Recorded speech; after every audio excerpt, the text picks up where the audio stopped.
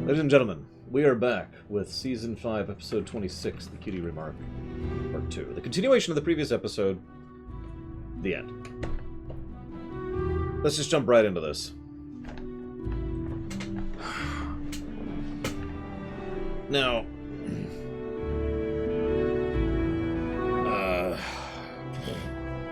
they're changelings! Oh god! How can we prove they're not changelings? It's okay, it's okay. Spike can breathe fire. Makes perfect sense. So naturally Zecora plays Guinan in this episode. More or less copy-paste, you know, vague ability to understand that they're in a different future, actually has a better grasp of what's going on than anyone else, right? I mean, Guinan played this role straight up in yesterday's Enterprise. I don't mind it, really. If anybody's going to do that, it would probably, actually probably be Discord, but Zecora would be another good pick here. Interesting to note something, by the way. She puts this kind of vaguely green salve on them, which reveals the truth. You remember that? It's so that they know that they're not changelings. I've never noticed this before, but I decided to pay attention this time around. If you pay attention, all of the ponies out in the woods have that salve on them. It's just jungle paint, but it's the same color and same style, which kind of then implies that they all have to wear it to prove that they're not changelings. Funnily enough, when the fake Rarity, fake Applejack, and fake Rainbow show up, they have none of that on themselves. Which, I mean, duh, right? It's just a tiny little detail I've never noticed before, which I wanted to comment on. So that's kind of cool. So this, she uses the stream visual to explain what I've kind of already talked about in the previous thing, about how time is altering differently depending on the future, depending on the circumstances. And yeah, it makes so it does make perfect sense Zecora would develop that, by the way, while we're on the subject. But it does make perfect sense to me because each time alteration is being altered in a different way. Remember, each time they revert back, they're reverting back to the same time, the exact same second, if you will, and going back to the exact same second. That's going to come up in a moment. So, while they might be moving physically, and we'll discuss that in a second, they're always hopping back and forth between these exact two moments, which means each time that the past is changed and the race is altered, it is altered in a separate manner, in a variant way, which then could lead to slight changes in things, which could lead to slight changes in the actual events that happen. After all, only one in however many million timelines happen on a specific matter. Do I think the changeling future is worse than the Sombra future? Now, personally, yes, I do. For the same reason that I prefer a T-Rex over a snake, as I've talked about as an analogy before. You know, a T-Rex is terrifying and horrible, and oh my god, it's going to eat me and kill me, but I personally would think that the snake I never see, that bites me in a place I never notice, and then I die for reasons I don't even understand, is worse. You can, yeah, as Vigilant says in chat, you can fight back against Sombra, and you notice they were. But the changelings, all they were doing was hiding and surviving. And it's implied that they were down to one of their last refuges, since the Queen was there personally. Anyways, naturally, real quick, Applejack's actress briefly... Yeah, exactly, S.A. Ross. Applejack's actress briefly voices Queen Chrysalis when she's just like, I want an evil Applejack now. Can we just have that, even if it's just a one-off? Anyways. So Twilight's an idiot. Again, I'll get to that, Lord Aramon. You guys keep getting there before I do. This is the only downside of doing the stream thing. Everyone wants to talk about the stuff at the end first, and I want to talk about the stuff beginning and doing it linearly.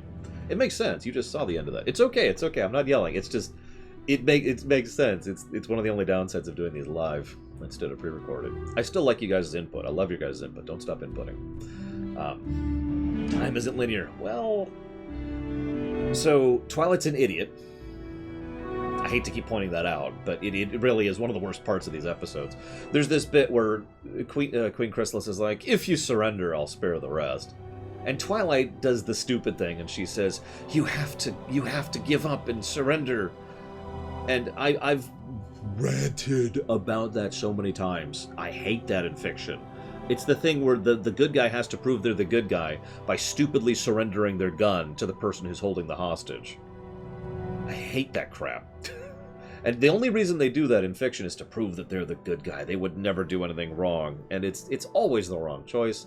And it's the wrong choice here, too. Thankfully, Zecora has a brain and says, no, that's stupid, you're an idiot, and smacks her. Wait, I don't think that's what actually happens. But she basically says, no, you need to go get to the frickin' map. Go, map, go. I pointed that out, Lord Harrimon, if you remember. I pointed out that usually that's the wrong choice, and that one very unique circumstance, it was actually the right choice. Although that is fair, maybe she's remembering that. Anyway, so they run to the map. And they go back, and now we have... I was keeping track of the time loops for a bit there, but I don't really need to, because it rapid fires them pretty quickly here. This time she's ready, because Glimmer's being rubber banded, so that makes sense. So she's also ready for this. This leads to this big, awesome fight. It's actually not that awesome, but the golf clap was very funny. What's interesting here, though, is it distracts the kids just by virtue of, hey, there's these two unicorns having this cool fight over here. And Twilight's really bad at fighting, isn't she? I was thinking about this. She doesn't do particularly good against T-Rex either. The only reason she does reasonably well against T-Rex is because of the fact that T-Rex doesn't use tactics at that point. We talked about that in that episode. T-Rex was just brute forcing, and Twilight was just brute forcing back. And yeah, she is, exactly, she's a practical mage, not a battle mage. It doesn't really, it doesn't bother me. It's just interesting. Because Glimmer isn't exactly that great either. You'll notice at the end of the fight, both of them are exhausted. I want you to remember that, because that's going to come up in a second. Anyways, so it's like, hey, you're watching the fight, and then they got warped back. Now, credit to Spike. If my read on the time travel is correct, then the answer is yes. Glimmer, it remembers each time because she goes through each time, just like Twilight goes through each time. I'll come back to that in a second. Although, actually, I guess I can talk about it now. This means, hypothetically, before we cover the Nightmare Moon future, give me a second. This means, hypothetically, that Twilight actually has a potentially valid strategy if she thought about it. Tactically, purely as a opponent, as a engagement against an enemy. Because Twilight can rest each time. Starlight can't. Remember, Twilight, when she gets the future, she has however much time she wants to revert back. So she can just rest, take a drink, stretch out, regenerate her magic. We do know that you have to recharge your battery. When she gets to the Nightmare Moon thing, she's drained. That's why she ends up having problems, right? And over the course of that encounter, over the course of the Nightmare Moon future, she recharges her battery enough, her mana refills, if you want to put it into simple terms, to the point where when she goes back, Starlight, but Starlight is going back to back to back to back. Which is important for two reasons. Number one, it means Starlight isn't getting that breather. But two, it says a lot for how much mana Starlight has. That's true. Starlight's body might revert. I'm assuming it doesn't because Twilight's doesn't. Again, Twilight was exhausted still when she came back to the future. Now, having said that, this leads us to the Nightmare Moon future. Probably my second favorite of the futures. Because, first of all, I mean, the somber one's my favorite one. I think I already discussed why. It's because there were so many awesome details and nuances and things that just made that beautifully, wonderfully horrifying, right? The Nightmare Moon one is similar. It's just shrunk. And so we get less of it, and so it's less interesting. But the Nightmare Moon one, you'll notice, first and foremost, they are once again in the woods. However, they're pretty close to the castle of the Twin Sisters. This is probably the biggest piece of evidence that, rather than the forest expanding, the map is warping them to a separate location. And I have to admit, I have another piece of evidence that the map has been warping them to a different location in the future each time. I'll come to that piece of evidence in a minute, though. And by in a minute, I mean pretty much at the end of the episode. So, credit to Spike, he immediately notices that it's nighttime. And he accurately points something out that I have already pointed out to you guys. Each point in time is the same second. So, when they come back, it should be the same time, even if they're in a different location. But now it's nighttime. Implications of how often it's night and how often it isn't, or maybe Nightmare Moon doesn't have the ability to raise the sun, even if she wanted to, which she probably doesn't. That's interesting. Because... And Celestia is trapped in the moon, so she can't. And yeah, the Timberwolves pose a threat because she's exhausted. We already covered that, right? We're not sure if Glimmer is. It's possible she's getting reverted. Again, don't know. But Twilight absolutely is not, because she's still exhausted. Yeah, exactly, Stabby Keith. I get this is my read on it. But I think Nightmare Moon can't raise the sun. She doesn't have that power, that connection, or that magic. So she just acts like she just wants it always to be the Moon Knight. The end. Well, because that's not Luna, S.A. Ross. Anyways. So. She, yeah, you see the logic, right? You see the logic there. Anyways, so she can't... She either can't or doesn't choose to. It doesn't really matter. It's just, I think that's interesting to think about. This then leads to... So Spike picks up on things immediately. The Timberwolves, good usage of that, by the way. They're in the woods right next to the castle of the two sisters. As I mentioned, probably moving physically. And there's another reason for that we'll cover later. So then they go to the castle. And we see a very prim and proper Rarity. But also very subdued. Which is a nice little tidbit if you caught that. There's no... Instead, it's just... I have to change the drapes again. This is probably me reading way too much into this, but how many of you are or know a creative type? Now, I'm a creative type. I have to make stuff, right? It's one of the reasons why, despite the fact that it's, you know, my job to stream regularly, I still try to make time to do other neat little things on the side because I want to make stuff, right? There's so much stuff I want to build and do and etc. But imagine if you can't ever. Imagine if it's just gone. Well, as Stabby Keith already said, this is resigned now. You can't be creative. You can't make new things. You just do what you're told every day. Working at Arby's. Yeah, this is one of the reasons why I could believe that this is worse. Because, once again, you'll notice we are going more insidious, not more horrible. Or not more overt. Because that one little slice, there's actually one other slice, gives a tiny little peek in exactly how bad this particular future is. That who and what they are has been stifled and stamped down, not by a magical helmet that's dumped down on them, and not by a changeling that literally feed off of you, but simply by a tyrant. It's so normal, too. I think that's what really makes it truly horrible to me. It's also above board. She doesn't have to... And I mentioned this in my notes. She doesn't have to use mind control. She is simply in charge by virtue of being a tyrant.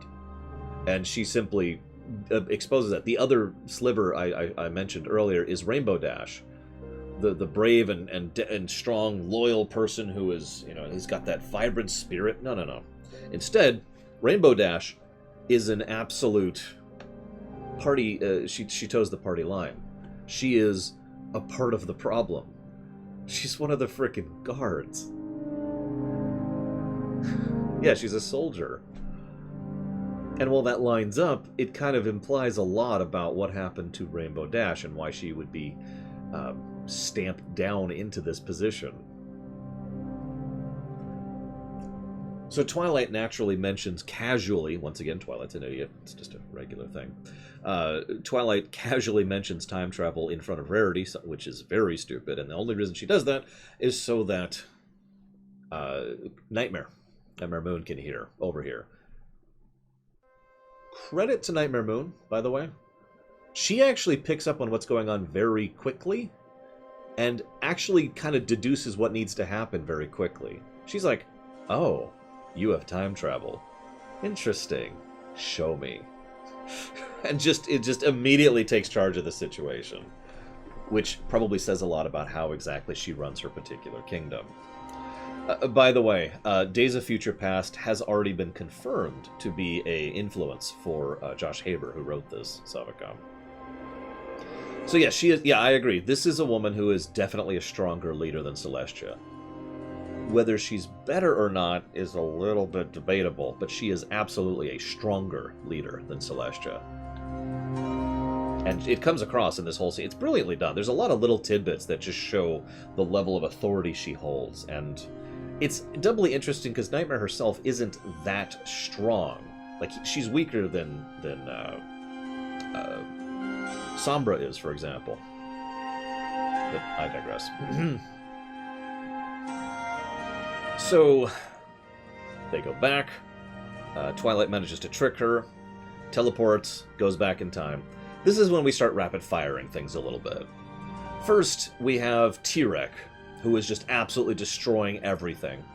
Then we have Discord, who is absolutely messing with everything. And then we have Flam? What? Really?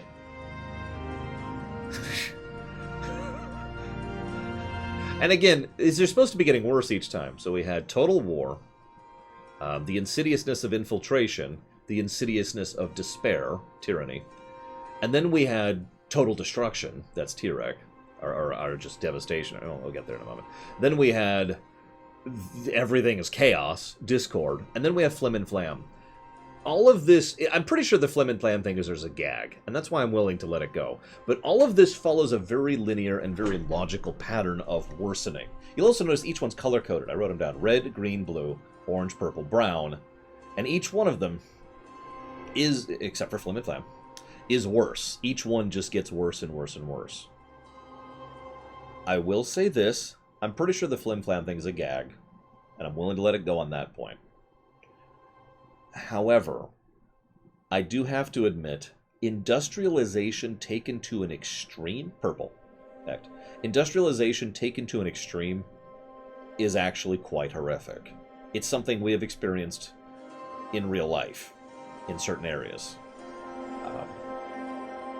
Children working coal mines, or the railroad barons, are my two personal favorite examples of that. When it gets really, really, really bad. And yeah, the Outer Worlds, to use a fictional example here. I have to admit, truly extreme industrialization is awful. Just absolutely terrible. And again, Outer Worlds, right? Horrifying game. This leads us to Future 7. Total Devastation. The color code for this one is gray. This is when the color filter becomes most obvious, because it's literally put over the ponies as well. Both of them are very subdued in their colors. So why is this one gray? I heard a theory earlier that Lord Harriman shared, which was that because Starlight was pulled forwards in this particular iteration, there was no Starlight present in the previous years, which means a force that, let's be honest, is inclined to fight the Apocalypse. Because remember, she doesn't want the Apocalypse. She wants to hurt Twilight. We talked about that last time. So would probably be capable of assisting in defeating this, right? Another theory I've heard, which Baron just mentioned in chat, but I'd heard this prior to this, is that this is the timeline when everything went badly because all the villains got out. And so, like, Nightmare Moon is released, but then instead of stopping Discord, he is also released. And so they're going at it. But then now, instead of being stopped, Sombra gets out. And instead of being stopped, T-Rek gets out. And what we have left is just this. It's also worth mentioning that it's... there's a lot of possibilities here. And indeed, I don't think we'll ever know unless we just ask the writer what he had in mind here. And I didn't see it. I didn't see an answer on that.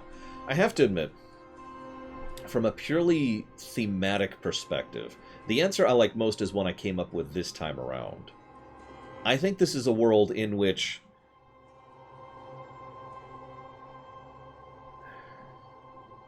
give me a second.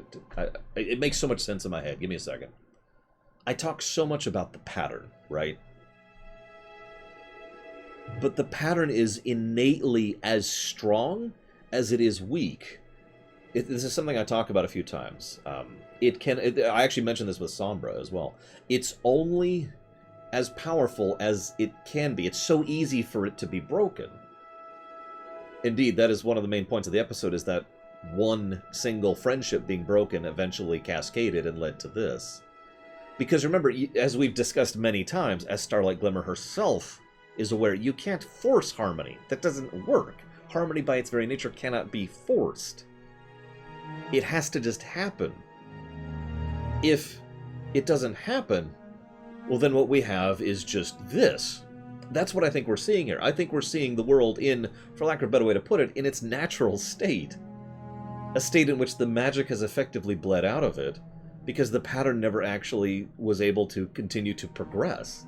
Because remember, there's no external force that is the pattern. The pattern's just a logical byproduct of how things have gone. But because things have been so radically altered, now it cannot progress in the pattern it was. It was stopped. There was a seminal moment. And now, in the absence of it, everything gets worse instead of better. Does that make sense? I'm probably explaining this terribly. We don't know, of course. It could be any kind of number of things.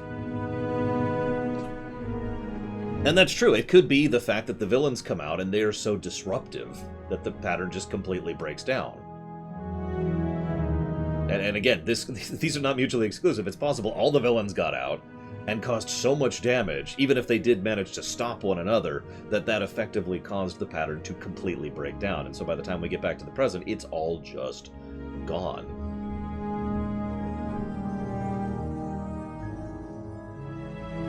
So, Twilight reaches out to Starlight. Absolute credit to the animation team. Starlight looks devastated when she sees the seventh future. She is literally in tears. If you notice, there's the little corner thing they do where she's just like... And yeah, as S.A. Ross points out, this is the first time she's seen this. Remember, her timeline has been this until the seventh time, and now she's seeing what we've been seeing. And it's just... Twilight comes down hard. Like, you understand now? Starlight, what does she do? She disbelieves. The most logical thing, I'm saying this wrong, the most predictable response, to quote Matrix 2, disbelief and denial. Because that's what we do. When we are faced with truly horrific things, we tend to immediately react with denial. No, your friendship can't be this important. This is just this is the future you showed me, right? And yeah, credit to Tara Strong, who is a good actress. She's usually not given a lot of room to grow, but she does a great job of voicing this character here. And that's going to be important, and I'm going to circle back to that too. This then leads to her being pissed and saying, fine, and fine, because one of the other common, predictable, logical reactions to emotional trauma is rage. Now, I'm going to distinguish that word for a second, because I use it specifically. Rage and fury are both aspects of anger, but expressed differently. Fury is focused. Rage is just, ugh. You don't rage at something. You are just enraged in a general state. So she responds with rage and teleports them back. Now, what's really interesting about this, if you think about the time travel here, yeah, rage is a fire, fury is a bullet. Great way to put that. If you think about the time travel here, what she does is she sends them back to the same point in time. Just different location.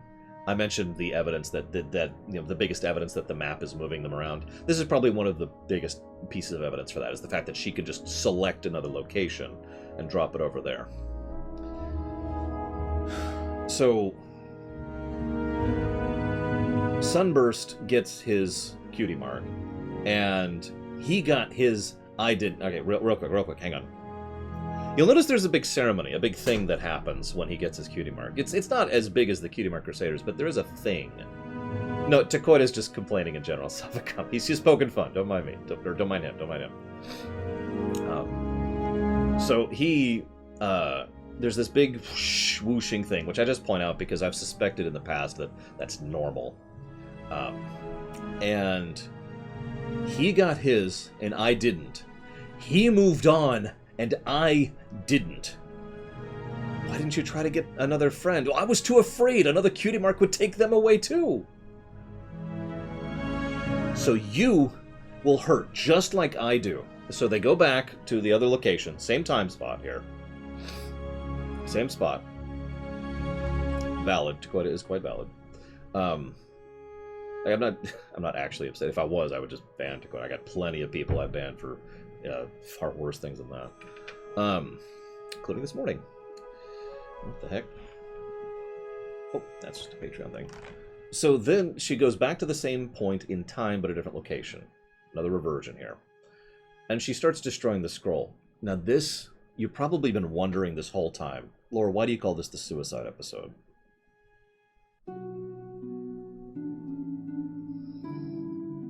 You will hurt just like I do. This is after she is now aware. This is after she's seen the future. This is after she is aware of a future in which she will die. How could people who are so different be so important? This tore us apart. It tore me apart.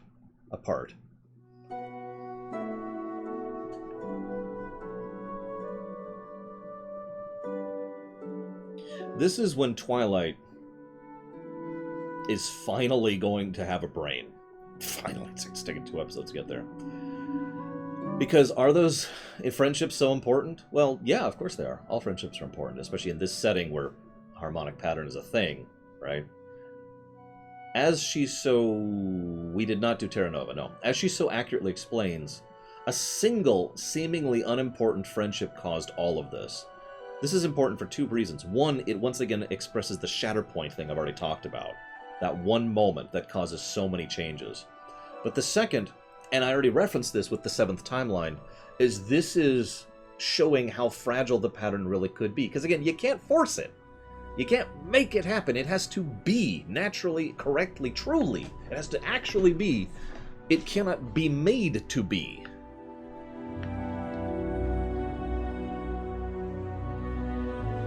How do I know all those other friendships won't end the same way? What's the point of trying again after I've already been hurt so badly?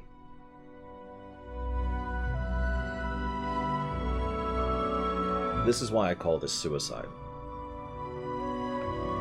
Because that is what Starlight is doing. She may not be in her right mind. You may say, well, she doesn't have a gun.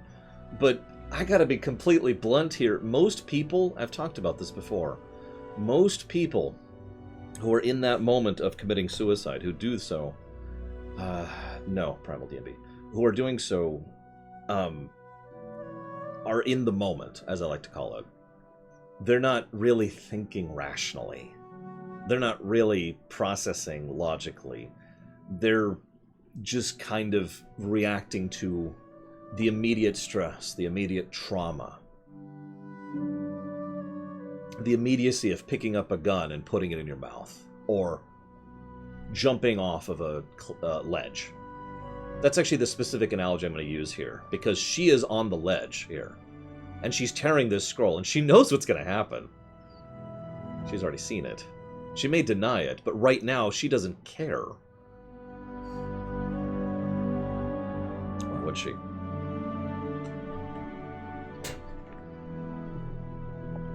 Are you hanging yourself or slicing your wrists? I still have marks. Do you know that? They're mostly gone now, but you can still see a few. Right there and right there. And don't worry, they're the right way. They're this way. You might be able to see this one. That's a big one. It's probably not going to show up on camera. You can kind of see it. Right there. Right there. Trying to find it. There it is. Kind of see it.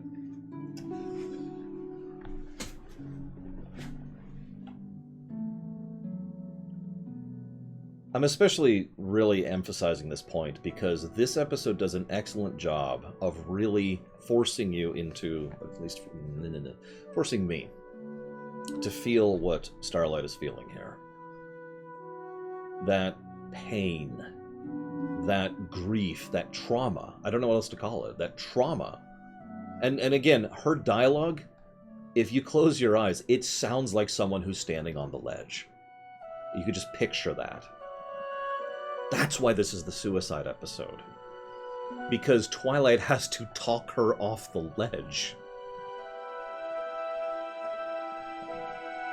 This is fascinating because, and I'm probably reading too much into this, this fits perfectly.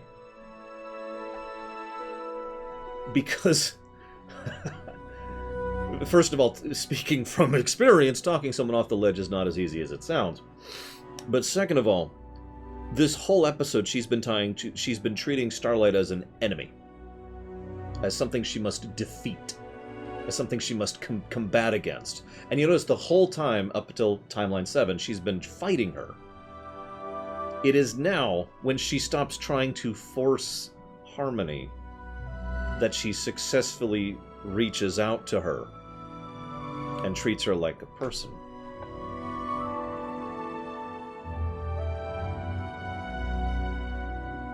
Thank you, Hector Anthem. I know exactly what you mean. Good and bad. If you'll forgive me for sharing. By the way, do you know what you want to put that towards, Hector Anthem?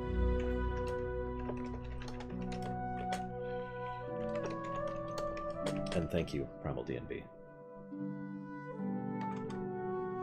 Very much appreciate. I showed off my scars, although you can't. I don't think you can see them on camera. They're still there. They're still there. There's a story behind that.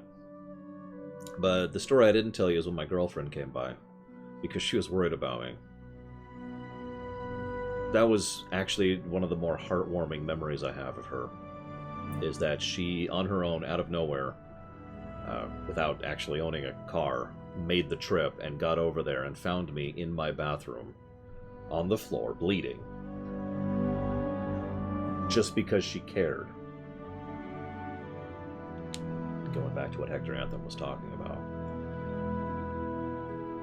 I suppose that S.A. Ross doesn't agree with me, and that's fine, but I'm trying to explain very clearly and powerfully why I 100% understand Starlight on this one. Why it makes so much sense that it triggers all the empathy, you know?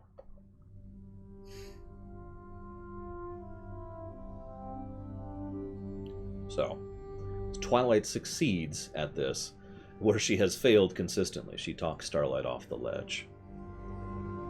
This is where, so, to move past emotional stuff for just a second here, you'll notice this is when the map reverts, and, interestingly enough, consumes the scroll in the process, which also concludes the spell, which is also interesting because that also completes the loop, right? The reason that's interesting is because this is a map mission. I didn't even realize this until this viewing. This is my final bit of evidence that the map has actually been deliberately putting them in different locations each time it came back to the present. Because that's kind of how the map works, right? It knows what is needed, where, and when. That's been its shtick this whole time. Let's see. Stanley Parable. You got it. So, yeah. Looking at my notes. It's worth noting, I know you disagree, S.A. Ross. I'm sure there's others that disagree too. And as always, I do want you guys to share your thoughts, even when, and inevitably you do disagree with me. This is my second favorite redemption we've had on this show. And it's only beaten by Discord. And it's worth noting, Discord had a multi-season long redemption. Starlight being turned around because someone was given a second chance because of someone actually expressed enough care to reach out to them and try to express to you, hey, I actually give a damn about you. That's just legit, isn't it? It also very strongly implies that no one else, hi, good kid, no one else has actually reached out to her in all of this time. As someone who cares, as someone who's a friend. Just interesting to think about. Now, this then leads to the montage. The montage is stupid.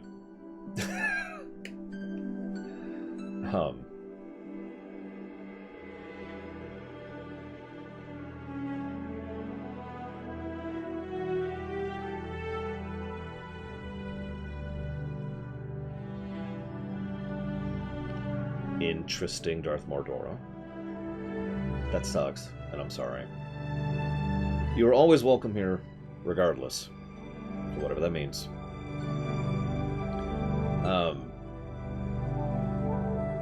Little bit, S.A. Ross. Little bit.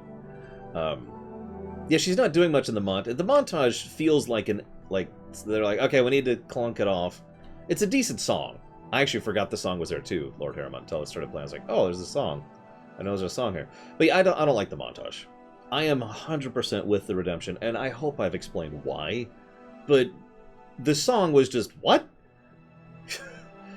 But even ignoring, or not the song, sorry, the montage. The song's fine. The montage is blah.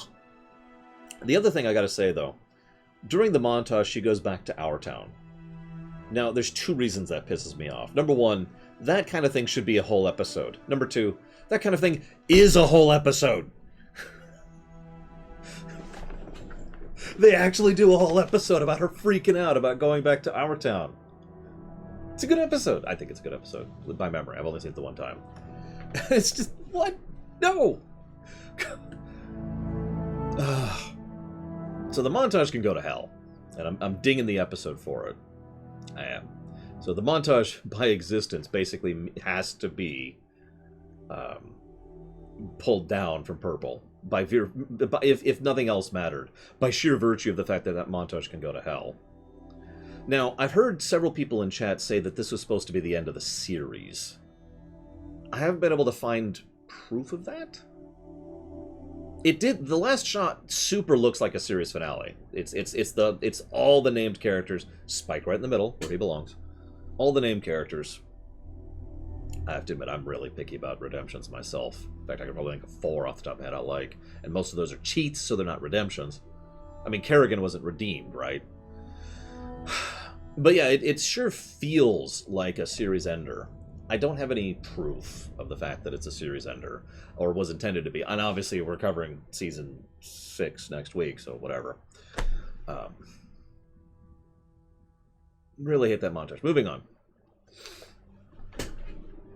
See, well, we know about season 3 because that is actually something we do have information about, or at least I have information about. Oh yeah, so yeah. You were absolutely right, Lord Harriman. I meant to jot that down. Let me update the online counter. That does count as a rarity crush, I think. I think it counts. It's minor, but it's there. I think it counts. So, bit of an emotional roller coaster here, and tons to talk about. Just tons to talk about when it comes to these 2 episodes. How do we rate them? You'll notice we've talked for 50 minutes on the first episode and 40 minutes on the second one. Think about that. Most of my ruminations don't go this long for episodes. Anyways, we have to rate these 2 episodes. Now, the reason I wanted to wait here was because I was debating if I wanted to bake them together, because we've done that sometimes, or split them up. Because sometimes the one-parter and the two-parter are so distinct and different that they should be rated as separate episodes, and sometimes they are clearly one cohesive whole. Thank you, Primal D&B. I am glad that I continue to produce content that people care about, and I will put that down. You mean Pokemon Explorers of the Sky, just to be clear, right? Just to make sure I'm getting it. Okay, awesome. And I will put that down for that. Thank you again for that sub. You are awesome. Yeah, see, that's kind of the thing. I feel like this is one episode, and I kind of want to rate it as such. I looked it up. This is written by the same person.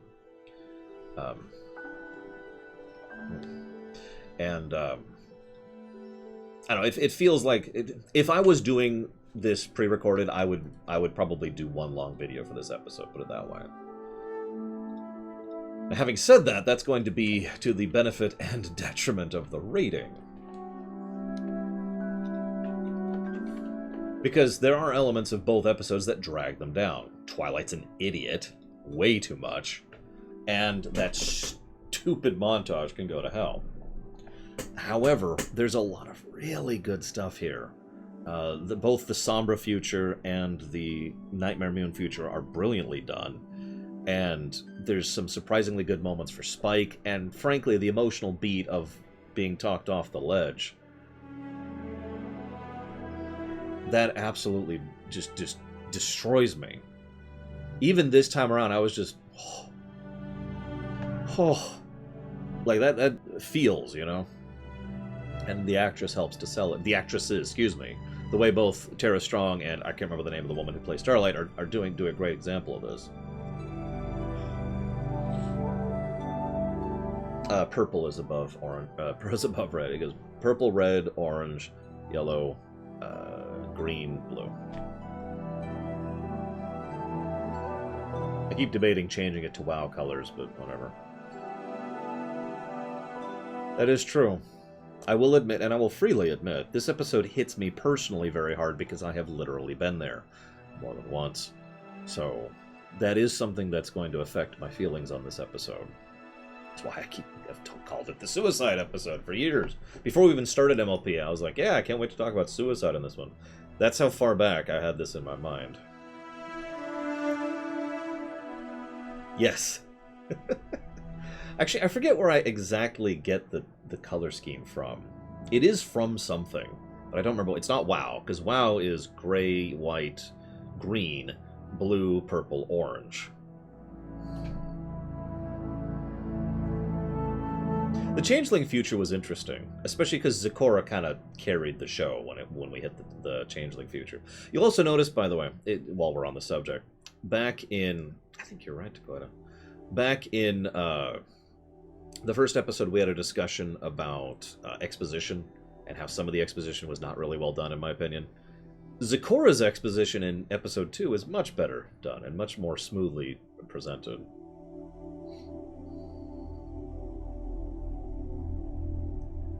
I think I'm going to argue for a red here, because while I could easily see this being a purple, there are two very important things that drag it down from that, and I already said them. I already said both of them. You know, Twilight's an idiot, and that's stupid montage. So I'm going to go ahead and argue for a red here, for both episodes. And even if we split them up, I'd probably do red and then red, or maybe orange and then red, because again, the emotional beats of the second one are what really...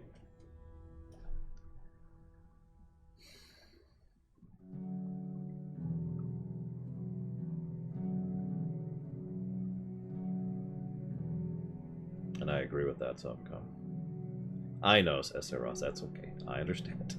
As long as we at least understand each other, because I think I get your complaints. Your complaints are that you're an evil, inhuman monster who couldn't possibly... Oh, sorry, I was thinking that, you know, lion mentality. That's how that works, right? You disagree with me, therefore you are Hitler! That's so stupid. If you don't have the emotional beat, and if you don't feel the redemption, then yeah, I'm absolutely with that. And Twilight, this is where I agree with Weouds the most here. I really feel that Twilight was not written as a character, basically until like the final 5 minutes of the second episode. She was written as the PC. And any of you who've played video games, especially the ones where the PC doesn't have a voice, probably know what I mean by that. She was just kind of there, slotted in. And just, you know, progressing the plot. Protagonist, right? Pushing the plot forward. And she wasn't actually acting or behaving as a character, as an individual. I think that's one of the bigger flaws there, because most of what she was doing was because plot.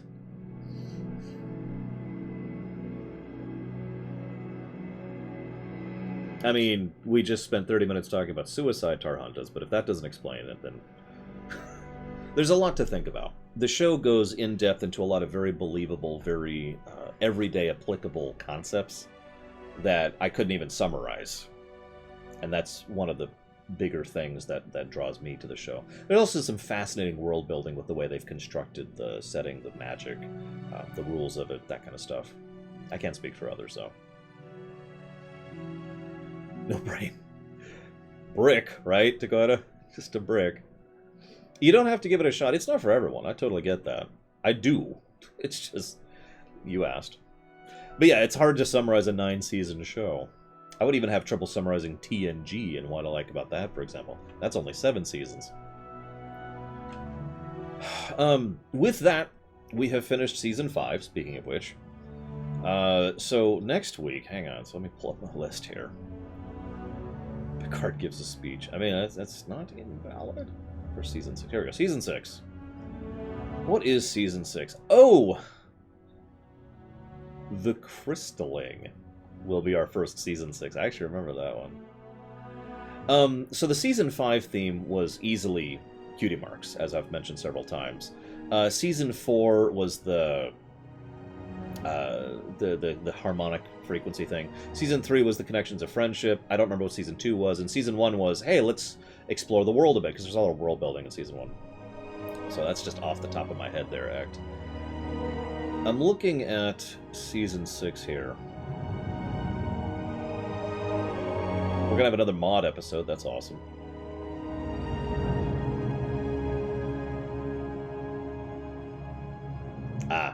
Season 6, Episode 6, Trixie. But yeah, Season 6 is going to be the Starlight episode. I mean, Hearthwarming Tale, which is actually my personal favorite of the Christmas episodes, is going to be showing up. And yeah, that's a great mod episode by memory. I just wish I'd seen it more. Outcast isn't a bad way to put that, actually. That's a good way to put that, because we also have Fluttershy's brother. We have Maud, we just mentioned. Trixie is going to be showing up several times.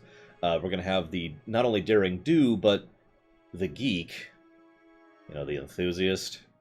I'm sorry, I should just call him the nerd, because that is what he is. We have, we have the Changeling episode. Discord, which I know sounds strange, but the Discord episode is the one all about him making friends and trying not to throw up a front at Dungeons and Discords. So I think I like that. I'm going to steal Lord Harriman's idea. Hang on. Season 6. I'm sorry. No, I agree with you. Season 6 feels like the season of Outcast. Oh yeah, Ember's in this one too. That's true. We also have, I don't remember her name, but the Griffin girl in The Fault in Our Cutie Marks. The Griffin who really wanted a cutie mark, the nice Griffin. Well, nice is the wrong word. The Gabby, that's her, Gabby, the energetic one.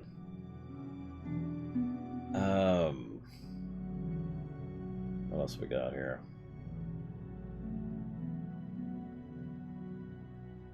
Oh, and of course, this really codifies Season 6 as the season of Outcasts. The season finale of Season 6 is one of my favorite episodes. It's a two-parter, but it's one of my favorite episodes of the whole show by memory. To Where and Back Again. That's the episode where Starlight, Trixie, Discord, and I can't remember the Changeling's name, have to unite when all the other superheroes have been defeated. Thorax, thank you. And that's the party, and they have to go and save the day. And I've actually seen that episode more than once, because I sought it out to watch it again, because that's just, I love that one. Because Celestia sucks.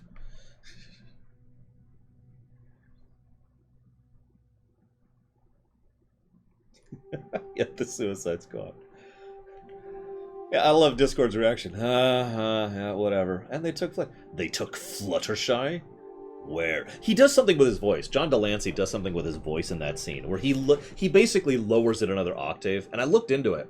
Did you know that for all his recordings on Discord, they actually raise the pitch of his voice slightly, because John Delancey's voice is so naturally so low. So for that line, they didn't do that. So what you're hearing there is closer to John Delancey's natural voice. It's easy to tell if you've played StarCraft 2, because he voices Alarak, and that's him more in his normal octave. So you can hear just, and it just goes down there. What? Where? Just nice little way to pull that effect across. That's true, we get Newbie Dash. So there you go, there's Season 6's thing, which we will, of course, be starting next week. I'm going to go ahead and chop off. I need to get some grocery shopping done. I would like to get some work done